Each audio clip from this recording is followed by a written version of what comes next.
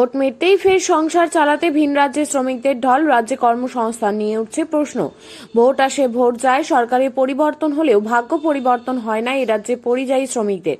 Vote পর্ব শেষ হতেই আবার ভিন রাজ্যের পথে পা বাড়ালেন পরিযায়ী শ্রমিকরা। মালদহের প্রায় 840 জন শ্রমিক বাড়ি ফিরছিলেন ভোট দেওয়ার জন্য।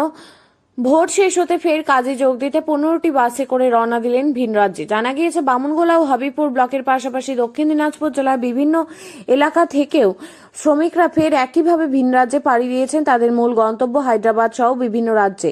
শ্রমিকদের যাতায়াতের খরচ ঠিকাদাররাই বহন করছে বলে জানা গেছে। ঘটনাকে কেন্দ্র করে ফের একবার রাজ্যের কর্মসংস্থান পরিস্থিতি নিয়ে প্রশ্ন উঠতে শুরু করেছে।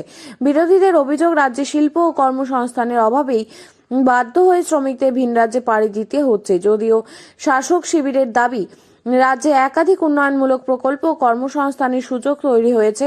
শ্রমিকদের একাংশের বক্তব্য, রাজ্যে সেভাবে কাজ মেলে না, আর যা মেলে তাতেও মজুরি খুব কম। সংসার চালাতে বাধ্য হয়েই বাইরে যেতে হচ্ছে। ভোটের সময় শ্রমিকদের ফিরে আসা এবং ভোট মিটতেই পুনরায় ভিন রাজ্যে যাত্রা, সংস্থানের সেভাবে কিছু নেই। বর্তমানে পরিবর্তনও চাইছেন শ্রমিকরা। রবিবার রাতে 12 মাইল এলাকা থেকে প্রায় 15টি বাস হায়দ্রাবাদের উদ্দেশ্যে শ্রমিকদের নিয়ে রওনা দিল। এই চক্র ঘিরে রাজ্যের বাস্তব চিত্র নিয়ে নতুন করে রাজনৈতিক চাপানোতর শুরু হয়েছে।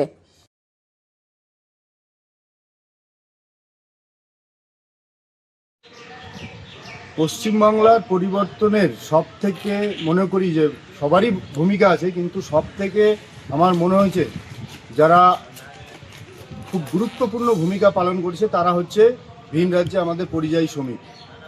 তারা যেভাবে কষ্ট করে ভিন রাজ্য থেকে কোথাও গোয়া, বোম্বে, মহারাষ্ট্র, হায়দ্রাবাদ, বিভিন্ন ভারতবর্ষের বিভিন্ন রাজ্য থেকে তারা পশ্চিমবাংলার পরিবর্তনের জন্য তারা গাড়ি, বাসে করে এবং ট্রেনে জায়গা পায়নি, অনেকে বাথরুমের পাশে শুয়ে এই পশ্চিমবাংলার পরিবর্তনের জন্য তারা সব থেকে বড় ভূমিকা পালন করেছে। তো তাদেরকে আমি ধন্যবাদ।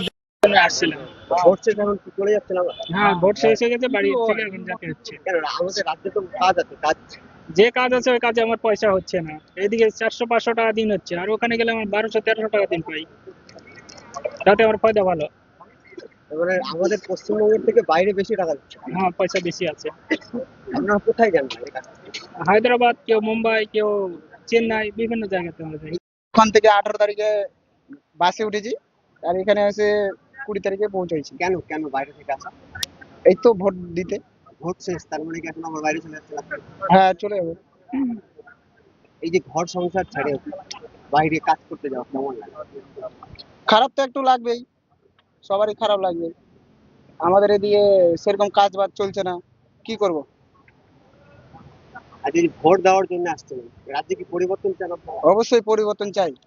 পরিবর্তনের জন্য তো আমরা বিদেশে পড়ে আছি। এই দিদি তো কোনো কাজ বাজ দিচ্ছে না, না এদিকে কি করে হবে? রাজ্য সরকার তো বলছে যে রাজ্যে কিসের জন্য? মানে 18 তারিখে গাড়িতে চড়ছি, এখানে 20 তারিখে পৌঁছাই। কেন এখানে আসছি ভোট দিতে। শুধু মাত্র ভোট দেওয়ার জন্য? হ্যাঁ, ভোট দেওয়ার জন্য। ভোট তো শেষ, এখন চলে যাচ্ছে। হ্যাঁ, আচ্ছা। কোথায় কোথায় কাজ করে? আমরা হায়দ্রাবাদ।